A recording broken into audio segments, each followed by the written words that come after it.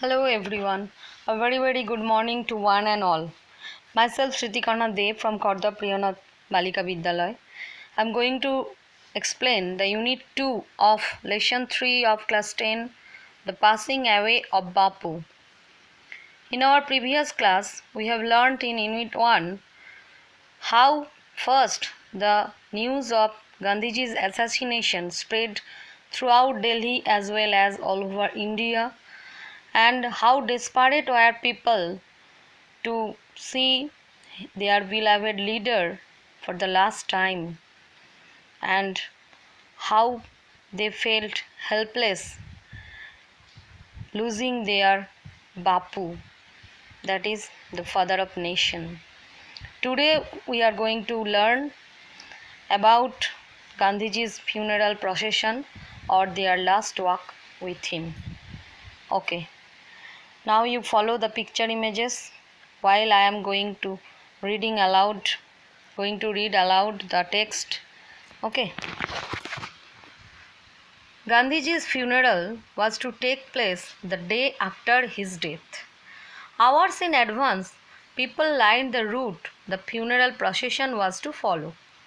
Padamsi, Mrs. Naidu's daughter, spoke for us all when she said simply, "We will walk." It was the last time we shall be walking with Bapu. It was an agonizing walk.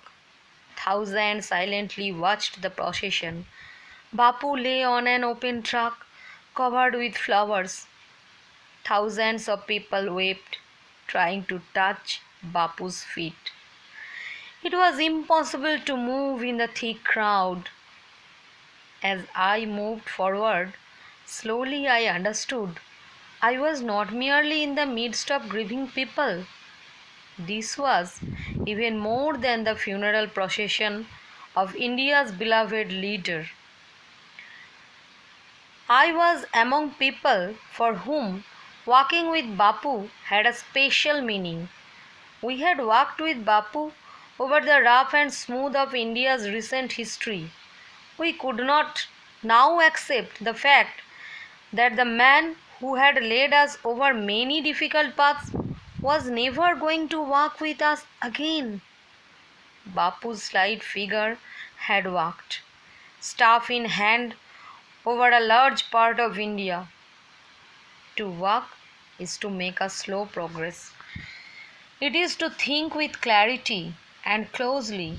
Look at all that is around you, from small insects to the horizon in the distance.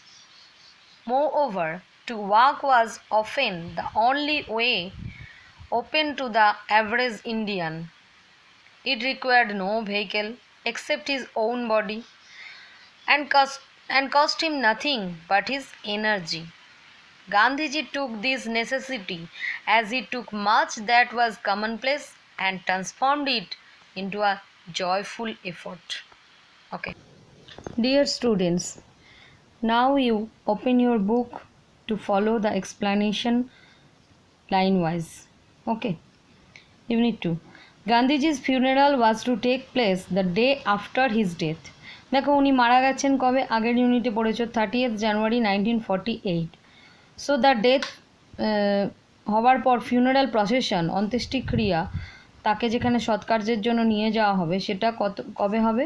Next day, that is 31st January 1948. কেন? কারণ তিনি মারা গেছেন বিকালে। তো তিনি ছিলেন nation wide, শুধু না ওয়ার্ল্ড ওয়াইড তার রেকগনিশন ছিল, তাই বহু লোক আসছেন তাকে একবার লাস্টবারের মতো দেখার জন্য। তাই ফিউনারাল প্রসেশনটা পরের দিন ছিল। People lined the route the funeral procession was to follow. যে রাস্তা দিয়ে তার ডেড বডিকে নিয়ে যাওয়া হবে প্রসেশনে বা শোভাযাত্রা করে, সেই রাস্তায় বহু আগে থেকে লোকজন লাইন দিয়ে রয়েছে, so that they can see the last glance at him, যাতে এক ঝলকের জন্য লাস্টবার তাকে দেখতে পায়। Padmashri, Mrs Naidu's daughter. Mrs Naidu তোমরা ইতিহাসে পড়েছো, Mrs Sarojini Naidu, the nightingale of India. তিনি একজন আন্দোলনকারী ছিলেন মহিলাদের জন্য অনেক লড়াই করেছিলেন স্বাধীনতা আন্দোলনে। তো পদ্মশ্রী হলেন তার ডটার। পদ্মশ্রী বলল আমাদের হয়ে, মানে আমরা যারা ছিলাম, মানে লেখিকা বলছেন নয়নতারা সেহগাল এবং like that the female folk, তাদের হয়ে পদ্মশ্রী প্রথম বললেন যে উই উইল ওয়াক, আমরা অবশ্যই হাঁটবো। দেখো উই এর পরে কি হয়, জেনারেলি স্যাল হয়। আমরা জানি আই উইতে স্যাল হয়, বাকি ক্ষেত্রে উইল হয়, কিন্তু এখানে উইল হলো কেন? টু এমফাসাইজ, জোর দিয়ে বোঝাতে যে আমরা হাঁটবই। কেন? It was the last time we shall be walking with Bapu. কেন? এরপর আমরা আর চান্স পাবো না বাপুর সঙ্গে হাঁটবার। হোক না তিনি মৃত, তবু তো তার সঙ্গে আমরা হাঁটছি, তবু তো আমরা তাকে ফলো করছি, এই ফিলিংসটা তাদের মধ্যে আসছে। So it was an agonising walk. তাই আগে যতবার তারা গান্ধীজির সঙ্গে হেঁটেছেন বা তার সাথ দিয়েছেন, তাকে ফলো করেছেন, সেইগুলো ছিল লড়াই, স্বাধীনতার আন্দোলনের জন্য লড়াই। তার মধ্যে একটা আনন্দ, একটা উৎসাহ, একটা আবেগ কাজ করত। কিন্তু এখন তারা চিরকালের জন্য তার নশ্বর বডিকে বিদায় দিতে চলেছেন। তাই এই হাঁটাটা অন্য হাঁটার থেকে তফাৎ। তাই লেখিকা বলছেন it was an agonising walk. দেখো ওয়াক তো অ্যাগোনাইজিং হয় না, এটা হচ্ছে ট্রান্সফার্ড এপিথেট, মানে ওয়াকটা অ্যাগোনাইজিং নয়। Persons were agonised, painful, they feel painful, তাই ওয়াকটাকে বলা হয়েছে agonising walk.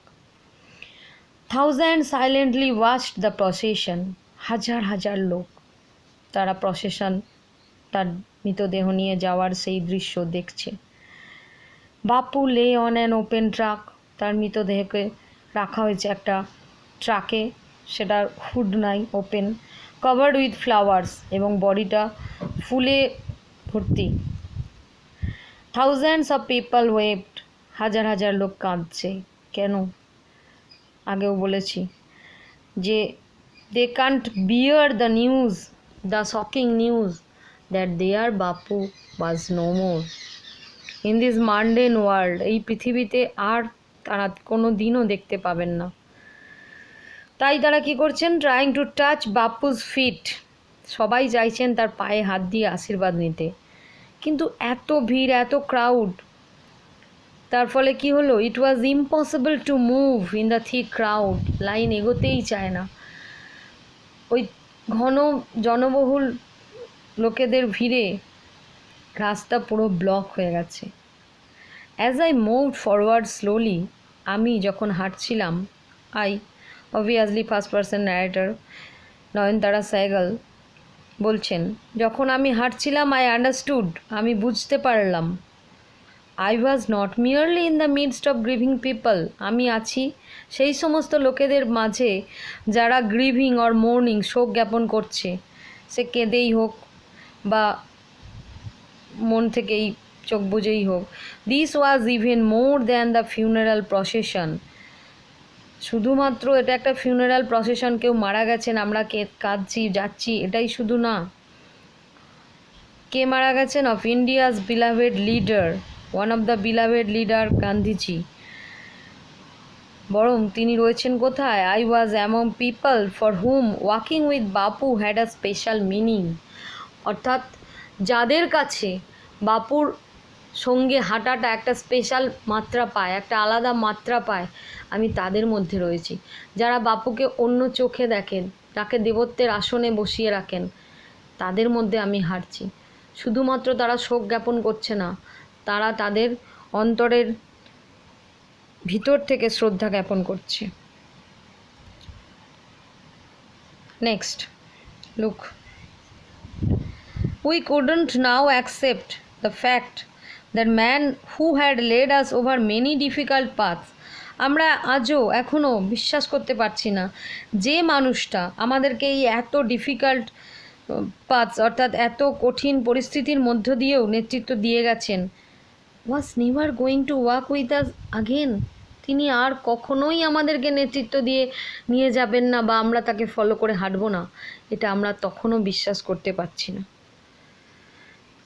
Bapu slight figure had walk, তার শরীর স্লাইট, অর্থাৎ তিনি ছিপছিপে শরীর, ব্রাউন কালার ছিলেন। স্টাফ ইন হ্যান্ড, তার এক হাতে লাঠি ছিল, তিনি হেঁটে গেছেন over a large part of India, ভারতবর্ষের বহু জায়গায়। এই তো সেদিন 1930 সালের 12ই মার্চ তিনি ডান্ডি অভিযান করে লবণ সত্যাগ্রহ করেছিলেন। তখনও আমরা হেঁটেছিলাম, আমরা ভারতীয়রা, দ্য কন্টেম্পোরারি ইন্ডিয়ানস। তিনি আজ পর্যন্ত বহু আন্দোলন করেছেন। 1919 থেকে 22 সালের মধ্যে অহিংস অসহযোগ আন্দোলন, that is non violence movement. তারপরে লাস্ট করেছিলেন 1942 সালের ভারত ছাড়ো আন্দোলন, কুইট ইন্ডিয়া মুভমেন্ট, এছাড়াও সিভিল ডিসওবিডিয়েন্স মুভমেন্ট। তো বহুবারই তিনি করেছেন এইসব আন্দোলন এবং প্রতিবার ভারতের মানুষ তাকে সাথ দিয়েছে, তাকে অনুসরণ করেছে। To walk is to make slow progress. হাঁটা মানে আস্তে আস্তে উন্নতির দিকে যাওয়া। কেন না, যত আমরা হাঁটবো এটা সিম্বলিক্যালি মিন করছে যে আমরা এগিয়ে চলেছি। তো এগিয়ে চলা হচ্ছে progress. It is to think with clarity and closely look at all that is around you from small insects to the horizon in the distance. তাছাড়াও আর একটা কি অ্যাডভান্টেজ, যে তুমি একটা ছোট্ট জিনিসও দেখতে পাবে যেটা মাটিতে চলছে, এবং দূরে যে দিগন্ত দেখা যায় সেটাও আমরা যদি ভালোভাবে স্পষ্ট করে দেখি, যদি আমরা অন্তর থেকে দেখি, সব জিনিসটাই আমরা কিন্তু দেখতে পাবো, যেটা কিন্তু একটা গাড়িতে চেপে হয় না। ঠিক আছে, তারপর দেখো, moreover to walk is often the only way open to the average Indian. তাছাড়াও আরও একটা কারণ, তিনি এই যে হেঁটেছিলেন, সবাইকে নিয়ে আন্দোলন করেছিলেন পায়ে হেঁটে, কারণ দেখো অ্যাভারেজ ইন্ডিয়ান যারা গরিব দরিদ্র বিভিন্ন জাতির, সবার কাছেই হাঁটাটা কিন্তু খুব সহজেই হবে। সবাই হয়তো গাড়ি চড়তে পারে না, কিন্তু হাঁটতে সবাই পারে। তাহলে এটা একটা কমন জিনিস। It required no vehicle except his own body. নিজের বডি নিয়ে হাঁটলেই হয়, এর জন্য আর কোনো এক্সট্রা ভেহিকেল লাগছে না বা গাড়ি লাগছে না। And cost him nothing. টাকা না থাকলেও অসুবিধা নাই, কারণ হাঁটতে কোনো পয়সা লাগে না। কী লাগে? বাট হিজ এনার্জি, শুধুমাত্র শক্তিটা লাগে। হাঁটার মেন্টালিটি, হাঁটার ক্ষমতাটা শুধু লাগে। তাই গান্ধীজি টুক দিস নেসেসিটি, তাই তিনি এই জিনিসটা বুঝতে পেরে হাঁটার পন্থাটাই নিয়েছিলেন। As he took much that was common place. কেননা তিনি বরাবরই কী করতেন, যা কিছু সাধারণ ব্যাপার সেগুলোকেই তিনি গ্রহণ করতেন। And transformed it into a joyful effort.